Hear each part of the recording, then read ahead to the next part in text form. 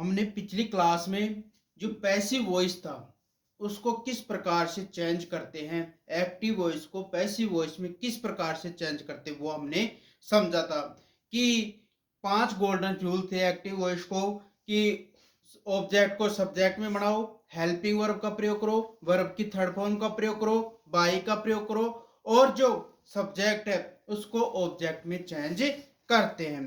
Clear. इसके बाद जो उसके हेल्पिंग वर्ब में जो परिवर्तन करते थे कि इज डू डज आ जाए तो इजमार में बदल देते हैं, सेकंड फॉर्म आती है तो वाज वर्ब में बदल देते हैं और इजमार प्लस वर्ब की फर्स्ट फॉर्म में आईएनजी आ जाता है तो इसको इजमार प्लस बीइंग प्लस वर्ब की थर्ड फॉर्म में इसका प्रयोग कर देते हैं। अब जो भी कंपटीशन होते हैं उसमें क्वेश्चन को बार बार रिपीट करते हैं, उसकी एक्सरसाइज को हल करते हैं, तभी जाकर क्वेश्चन को सॉल्व होता है। तो किस प्रकार से क्वेश्चन आते हैं और उनको किस प्रकार से अपन हल करते हैं। जैसे मान लो आपके पास ये क्वेश्चन आ गया, he taught English, he taught English, ये आ गया। एक आ गया, she will write a book, she will write a book, एक ही आ गया। फिर आ गया my mother is cooking food. ये क्वेश्चन आपके पास आ गए तो इनको किस प्रकार से हल करते हैं। मैंने आपको बताया था कि एक्टिव वॉइस में सब्जेक्ट होना चाहिए, वर्ब होनी चाहिए और ऑब्जेक्ट होना चाहिए। ये आते हैं तो हम पैसिव वॉइस में उसको चेंज कर देते हैं। देखो यहां पर सब्जेक्ट ये है, ये वर्ब है, यहां पर ये ऑब्जेक्ट है। पहला नियम बताया था मैंने कि ऑब्जेक्ट को किस में बदलते हैं, सब्जेक्ट में बदलते हैं। अब ऑब्जेक्ट कौन है, यहाँ पर इंग्लिश है तो यहाँ पर क्या आ जाएगा, इंग्लिश आ जाएगा। दूसरा नियम था कि हेल्पिंग वर्ब का प्रयोग करना है। हेल्पिंग वर्ब, यहाँ पर वर्ब की कौन सी फॉर्म है, सेकंड फॉर्म है। अब सेकंड फॉर्म आती है तो उसको बदलते हैं वाज और वर में। अब इंग्लिश सिंगुलर है तो यहां पर आ जाएगा वाज आ जाएगा। दो नियम हो गए। तीसरा नियम था कि वर्ब की थर्ड फॉर्म में परिवर्तन करते हैं तो टॉट की थर्ड फॉर्म होती है टॉट ही होती है, टीच टॉट टॉट हो गया। क्लियर। तीन नियम हो गए। चौथा नियम है बाई का प्रयोग करते हैं तो यहां पर क्या आ गया, बाई आ गया। चार नियम हो गए। पांचवा नियम है सब्जेक्ट को ऑब्जेक्ट में, और सब्जेक्ट है यहां पर ही तो ही को बदलते हैं हिम में। मैंने बताया था आपको कि आई को मी में, वी को अश में, यू को यू में, ही को हिम में, सी को हर में, दे को दैम में बदल देते हैं। सेकंड क्वेश्चन है she will write a book. She subject हो गया, will write a verb helping verb हो गई, ए बुक इसका ऑब्जेक्ट हो गया। पहला नियम है ऑब्जेक्ट को सब्जेक्ट में बदल देते हैं तो ए बुक का ए बुक हो गया, पहला नियम क्लियर। दूसरा नियम बताया था कि हेल्पिंग वर्ब का प्रयोग करते हैं। यहां पर विल है तो अपन जानते हैं कि विल और शैल आने पर विल शैल का ही प्रयोग करते हैं। ए बुक के साथ आ जाएगी विल। अब यहां पर इसके साथ एक बी और जोड़ते हैं, ये जोड़ना जरूरी है। अगर आप बी नहीं जोड़ते हैं तो क्वेश्चन क्या हो जाएगा, गलत हो जाएगा। तो यहां पर हो गया ए बुक विल बी। अब यहां पर वर्ब की थर्ड फॉर्म क्या होती है, रिटर्न होती है। तीन नियम हो गए। चौथा नियम होता है बाई का प्रयोग। चार नियम। पांचवा नियम है सब्जेक्ट को ऑब्जेक्ट में बदलना तो सी का क्या होता है, हर होता है। इस प्रकार से इसको हम पढ़े बदल सकते हैं।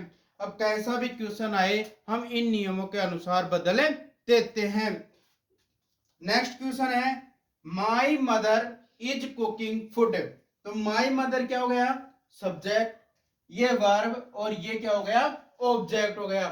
पहला नियम है ऑब्जेक्ट को सब्जेक्ट में बदलना तो फूड का फूड हो जाएगा, पहला नियम हो गया। दूसरा नियम है हेल्पिंग वर्ब का प्रयोग करना। अपन यहां पर इजमार है तो इजमार आने पर इजमार में बदलते हैं तो फूड है सिंगुलर है तो यहां पर क्या आ जाएगा, इज। और मैंने कहा था यदि वर्ब में आईएनजी जुड़ रहा हो, वर्ब में आईएनजी जुड़ रहा है तो बीइंग का प्रयोग कर देंगे। तो यहां पर हो गया बीइंग। दो नियम हो गए। तीसरा नियम होता है वर्ब की थर्ड फॉर्म का प्रयोग करना। कुक की थर्ड फॉर्म होती है कुकड। कुक की थर्ड फॉर्म क्या होती है? कुकड। चौथा नियम होता है बाई का प्रयोग। और पांचवा नियम होता है सब्जेक्ट को ऑब्जेक्ट में बदलना। तो माई मदर का क्या हो जाएगा? My mother. क्लियर? तो इस प्रकार से अपन नियमों के अनुसार इनको बदल सकते हैं। इसी प्रकार के आपके कंपटीशन में क्वेश्चन आते हैं। अब इसका दूसरा रूप होता है कि जैसे जैसे मान लो आपके पास है इंट्रोगेटिव सेंटेंस। अब इंट्रोगेटिव सेंटेंस आ जाए तो इसको किस प्रकार से अपन बदलते हैं? Interrogative sentence. और इंट्रोगेटिव सेंटेंस को बोलते हैं नकारात्मक वाक्य। इंट्रोगेटिव सेंटेंस को क्या बोलते हैं? नकारात्मक वाक्य। अब नकारात्मक वाक्य आ जाए तो उसको किस प्रकार से बदलते हैं वो मैं आपको बताता हूं। जैसे मान लो क्वेश्चन आ गया, डू यू प्ले क्रिकेट। एक तो ये आ गया, ठीक है। सेकंड क्वेश्चन है, एक ये आ गया, when will you return my book. एक क्वेश्चन ये आ गया। इंट्रोगेटिव सेंटेंस दो प्रकार से आरंभ होते हैं, हेल्पिंग वर्ब से और WH वर्ड से। अब इनको किस प्रकार से बदलते हैं? नियम वो के वो रहेंगे, बस थोड़ा सा क्या रहेगा? चेंज रहेगा। मान लो आपके पास किससे शुरू हुई है? डू से, यानी हेल्पिंग वर्ब से आरंभ होने वाले वाक्य। तो पहला नियम है, यदि वाक्य हेल्पिंग वर्ब से आरंभ होता है तो पैसिव वॉइस भी हेल्पिंग वर्ब में ही बदलते हैं, यानी पैसिव वॉइस को भी हेल्पिंग वर्ब से ही शुरू करते हैं। अब यहां पर हेल्पिंग वर्ब कौन है? डू है। इसका मतलब पैसिव वॉइस किस में बदलेगा? डू डज आने पर इज एम आर का प्रयोग करते हैं। अब यहां पर को देखना किसको है? ऑब्जेक्ट को। ऑब्जेक्ट कौन होता है? यहां पर है क्रिकेट। अब क्रिकेट है तो इसका मतलब ये सिंगुलर हो गया। अब सिंगुलर के साथ इज का प्रयोग करते हैं। पहला नियम हो गया आपके पास। मैंने कहा यदि वाक्य इंट्रोगेटिव में हेल्पिंग वर्ब से आरंभ होता है तो पैसिव वॉइस भी हेल्पिंग वर्ब से ही आरंभ होता है। अपन को क्या देखना है? ऑब्जेक्ट को देखना है कि ऑब्जेक्ट के साथ कौन सी हेल्पिंग वर्ब लगती है। तो यहां पर जैसे डू है तो डू आने पर इज एम आर में बदलते हैं। क्रिकेट यहां पर सिंगुलर है तो इज का प्रयोग कर दिया। अब क्रिकेट को लेके आओ। पहला नियम है ऑब्जेक्ट को सब्जेक्ट में बदलना, तो यहां पर हो जाएगा क्रिकेट। पहला नियम हो गया। दूसरा नियम है हेल्पिंग वर्ब का प्रयोग। अब हेल्पिंग वर्ब कौन थी? यहां पर पहले ही कर दिया अपन ने, इज। हो गए दो नियम। तीसरा नियम है वर्ब की थर्ड फॉर्म का प्रयोग, और प्ले की थर्ड फॉर्म होती है प्लेड। तीन नियम हो गए। चौथा नियम है बाई का प्रयोग करना। चार नियम। पांचवा नियम है सब्जेक्ट को ऑब्जेक्ट में बदलना। अब सब्जेक्ट कौन है? यू, तो यहां पर क्या आ जाएगा? यू का क्या रहता है? यू रहता है। अंत में क्या कर देते हैं? क्वेश्चन मार्क चिन्ह का प्रयोग कर देते हैं। सेकंड है, यदि वाक्य किससे शुरू हो? WH वर्ड से। तो इसका भी एक क्या है? नियम है। यदि वाक्य WH वर्ड से शुरू हो, ध्यान से सुनना, यदि वाक्य WH वर्ड से शुरू हो तो पैसिव वॉइस भी WH वर्ड में ही बदलते हैं। तो यहां पर WH वर्ड कौन है? वहन है। WH वर्ड कौन है? वहन है। WH वर्ड के तुरंत बाद हेल्पिंग वर्ब का प्रयोग करते हैं।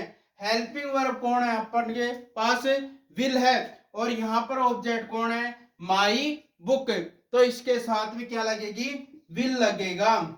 लग गया। अब माई बुक को लेके आओ, माई बुक हो गया। फिर अपन जानते हैं कि विल से लाने पर बी का भी प्रयोग होता है, तो अब यहां पर क्या लगा दो? बी लगा दो। दो नियम हो गए। तीसरा नियम है वर्ब की थर्ड फॉर्म का प्रयोग करना। रिटर्न की थर्ड फॉर्म क्या होती है? रिटर्न होती है। 3 नियम हो गए। चौथा नियम है बाई का प्रयोग करना और पांचवा नियम है सब्जेक्ट को ऑब्जेक्ट में बदलना।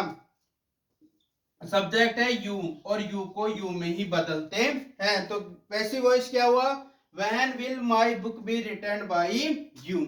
इस प्रकार से वही नियम लगते हैं, केवल ये ध्यान रखना यदि वाक्य हेल्पिंग वर्ब से शुरू हो तो हेल्पिंग वर्ब में ही बदलते हैं, वहीं से शुरू करते हैं। शेष नियम वैसे के वैसे रहते हैं। और यदि WH वर्ड से शुरू होता है तो WH वर्ड लगा दो, WH वर्ड के तुरंत बाद हेल्पिंग वर्ब का प्रयोग करते हैं। इसलिए इसको ज्यादा से ज्यादा समझने के लिए आप और ज्यादा से ज्यादा एक्सरसाइज को हल करो।